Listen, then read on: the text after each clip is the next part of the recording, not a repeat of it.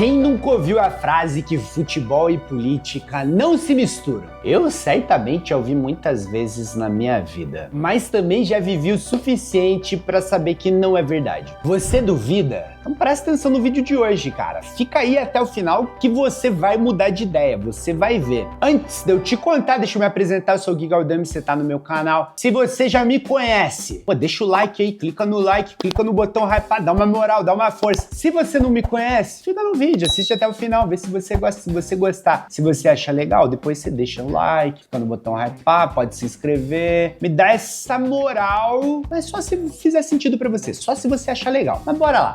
6 vezes em que a política manipulou o futebol. Vamos começar com o maior time do mundo. E é inegável que o maior time do mundo é o Palmeiras. Não, brincadeira, óbvio, é o Real Madrid. Todo mundo sabe que é o Real Madrid. E o Real Madrid, ele sempre foi peça de propaganda do regime franquista. Você pode achar o Real Madrid o maior time do mundo, você pode dizer que quem disse que o Real Madrid rouba é chororô, você pode achar muita coisa. Isso aqui é um fato. Isso aqui não cabe discussão. O Real Madrid sempre foi peça de propaganda. E aí, existe até um documentário chamado O Madrid Real, a lenda negra da glória branca, em que o diretor, ele traz entrevistas até com o Di Stéfano, ele entrevista um neto do General Franco, traz depoimentos de dirigentes do Real Madrid, e ali você tem alguns pontos que provam a influência do Franco para tornar o Real Madrid essa potência. Não que ele tenha exatamente sido o responsável, mas dado aquela força pro Real decolar. Então a gente tem primeiro a contratação do Di Stéfano. Stéfano era um grande jogador argentino, todo mundo conhecia, e aí o Barcelona contrata o Di Stéfano junto ao River Plate, que era o time que ele jogava na Argentina, porém, ele não estava jogando no River, porque existia uma liga pirata na Colômbia, que pagava muito bem para os jogadores, e o Di Stéfano estava jogando lá no Milionários. O que significa ser uma liga pirata? Significa que era uma liga que não era filiada à FIFA, então era algo meio que fora da lei ainda no futebol. E você tinha esse impasse, afinal, quem negociou com o time certo? Pensando que Real Madrid e Barcelona eram times filiados à FIFA, o Barcelona. E aí vem a primeira interferência do Franco, porque a decisão da Federação Espanhola, ela não é favorável ao Barcelona. Ela diz que nos 4 anos que o Di Stéfano jogaria na Liga, ele jogaria 1 ano em cada clube. E daí o Barcelona acha essa decisão absurda e desiste do jogador, que viria a se tornar o maior jogador da história do Real Madrid. E se você contesta isso, abra o site do clube e leia o que está escrito. Outro ponto que o documentário traz é sobre a construção do Santiago Bernabéu, do estádio. Santiago Bernabéu, que era o presidente do Real Madrid, que lutou na Guerra Civil Espanhola, era um soldado franquista.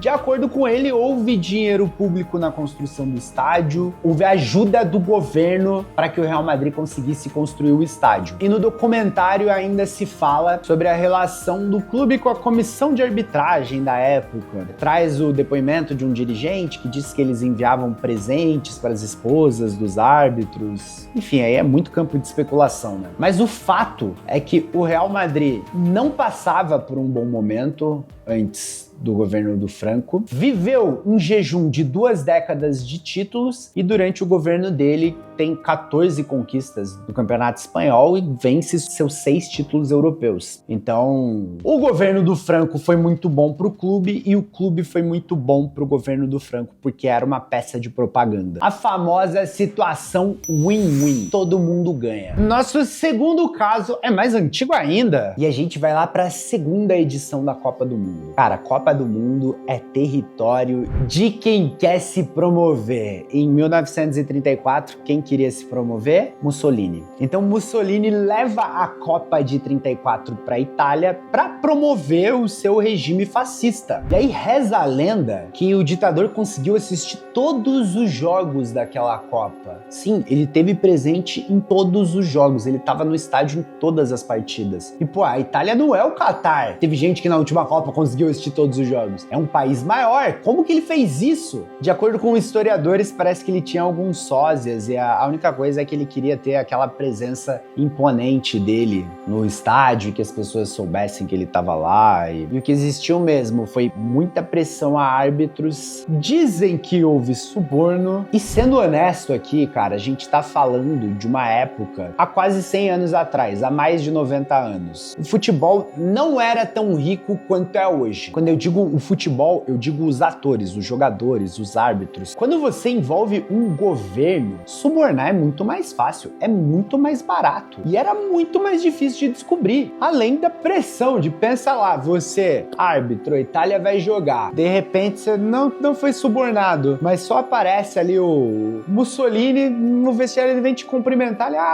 que você tenha um ótimo jogo hoje, vai lá, que você faça uma boa partida, tome decisões acertadas. Você vai fazer o quê, irmão? Quando você tiver na dúvida ali, foi pênalti pra Itália ou não? Você vai lembrar do ditador apertando tua mão. Quem ganhou a Copa? A Itália. Além do fator casa pesar. No futebol, o fator casa pesa muito. Sempre pesou, até hoje ele pesa. O fator casa é um ponto importante. Fim das contas, a Itália ganhou a Copa, uma ótima peça de propaganda pro governo do Mussolini. E ele usou aquela conquista como propaganda do regime, associando ela à superioridade do fascismo. Como eu disse aqui, Copa do Mundo é território vasto para ditador. Então a gente vai ter que entrar em mais uma Copa do Mundo. 1978, Argentina. Cara, eu acho que eu já falei dessa Copa em pelo menos 3 vídeos aqui no canal. Esse deve ser o 4º. Então eu não vou me alongar muito aqui. Também a Argentina vivia uma ditadura militar, você tem o presidente, o general Videla. Ele esteve no vestiário, e aí dizem que ele esteve no vestiário não da arbitragem, mas do Peru, naquele fatídico jogo que decide a classificação da Argentina para a final, jogo que influenciou a não classificação do Brasil para a final, onde a Argentina consegue o seu resultado. E ali a gente tem também, que eu já contei em outros vídeos, a mudança do horário desse jogo da Argentina para ele ser depois do jogo do Brasil, onde eles já sabiam o resultado que eles precisariam fazer. Você tem a mudança do árbitro que apitaria a final. Então tudo sendo feito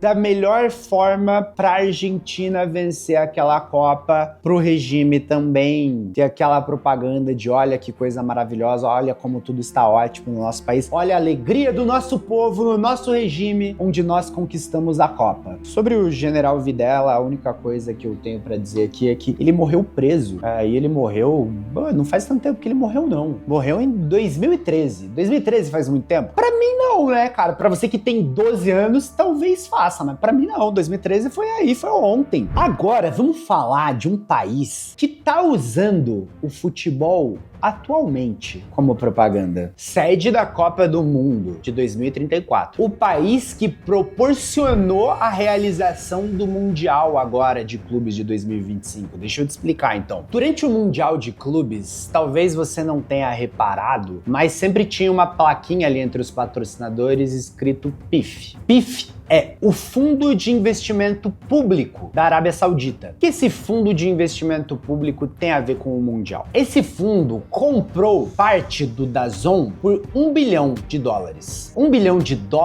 foi o que o DAZN pagou para a FIFA pelos direitos de transmissão do Mundial. E essa foi a principal fonte de arrecadação da FIFA para poder realizar esse Mundial, que era algo que a FIFA estava com dificuldade ali para conseguir, né? Porque ela sabia que precisava colocar muito dinheiro para os clubes quererem participar e ela não estava conseguindo os patrocinadores. Então veio o DAZN com esse dinheiro pelos direitos de transmissão e aí ficou fácil. Mas no fim das contas, quem está por trás desse dinheiro? O fundo árabe. Então a Arábia, ela tem uma iniciativa chamada Visão 2030. Ela quer diversificar a economia e expandir a influência global do país. E aí quer limpar um pouquinho aquela imagem, né, de que um país com intolerância religiosa, onde não há liberdade política, que não respeita o direito das mulheres, e tá usando os esportes para isso. Então tem sediado o Rally Dakar, Supercopa da Espanha, ajudou agora a realizar esse Mundial de Clubes, vai ter Copa do Mundo, o Campeonato Árabe eu não preciso nem falar, né? Cristiano Ronaldo lá, o Al Hilal, o Al Nassr, o Al Ittihad, todos esses times gastando muito dinheiro desse fundo que eu citei aqui. Então a Arábia é mais um país que tem usado usado o futebol para limpar essa imagem, para deixar uma imagem um pouquinho melhor aí perante o mundo. E o pior é que eu acho que funciona, cara. Eu acho que realmente funciona. As pessoas realmente tendem a simpatizar mais pelo país. E lá no Oriente Médio, a Arábia não é o único país fazendo isso. A gente vai para nossa quinta vez em que a política manipulou o futebol e dessa vez saiu até campeão da Champions. E também tem Copa do Mundo envolvida. Porque quem usou o futebol para limpar a imagem, dessa vez não foi a Arábia, mas sim o seu vizinho ali, o seu país próximo, o Catar. O Catar não é tão rico quanto a Arábia Saudita, mas é um outro país com muito dinheiro do petróleo e prova isso com todo o investimento feito no Paris Saint-Germain nos últimos 10, 12, 13 anos. Cara, eles torraram bilhões para montar esse time. Se você lembrar o tanto de gente que passou por ali, foi Lavezzi, Cavani, Davi Luiz, Thiago Silva, Lucas lá atrás, Neymar, Mbappé, Messi, Verratti, Donnarumma, Keylor Navas, Di Maria, quanta gente para finalmente conseguir levar esse título. Além da Copa do Mundo, que o Qatar sediou em 2022. Tudo isso para mostrar o que eles chamam de soft power. Então o Qatar quer mostrar que ele é um país influente, não é apenas um país produtor de petróleo que não representa nada no mundo, é um país que tem influência. E certamente durante todos esses anos o futebol foi muito importante para mostrar esse poder e também para criar uma imagem limpa de um Qatar, um país do futuro. E aí agora a gente chega no nosso sexto caso, onde outro país fazia a exata mesma coisa. É sempre a mesma história, usando evento esportivo para limpar a barra. Dessa vez o país que fazia isso era o Azerbaijão. Só que o Azerbaijão não estava enfiando dinheiro em time, não estava sediando Copa, o Azerbaijão não tem seleção forte, o Azerbaijão não tem força política para levar um evento tão grande. Para que o Azerbaijão tinha força? Para levar um prêmio de Fórmula 1, eles conseguiram. Para levar uma final de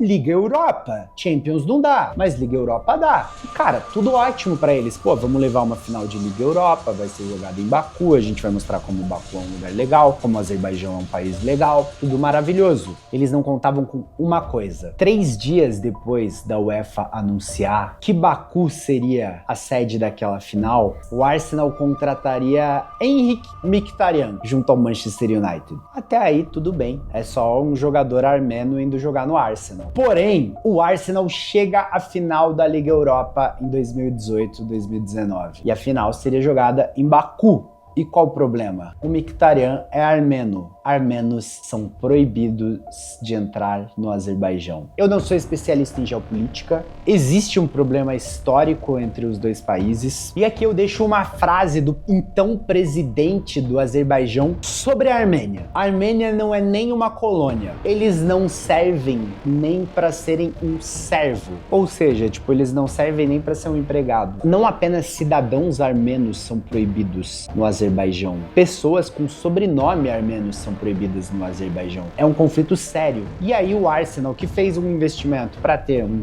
grande jogador, cara, o Mkhitaryan sempre foi um ótimo jogador, tanto que ele tá aí até hoje, jogando em alto nível, jogando na Inter, tava em mais uma final de Champions. Não pôde contar com um cara desse nível na final da Champions. Por quê? Porque política e futebol se misturaram e o Azerbaijão quis limpar a sua imagem perante o mundo usando o futebol. E claro, o futebol sempre aceitou isso e vai aceitar sempre. Porque a real é que o futebol é movido pelo dinheiro. A gente sabe disso, cara. Ninguém aqui é ingênuo. O futebol é movido pelo dinheiro e esses países sabem disso e eles utilizam isso para poder usar o futebol. E você consegue lembrar de alguma outra vez, algum outro caso em que futebol e política se misturaram? Se você lembra, comenta aí que eu quero saber. Se você ficou nesse vídeo até agora, não esquece de deixar o like que você me ajuda muito. Clica no botão hypar aí se puder também para me dar essa moral. E fica aqui meu grande abraço.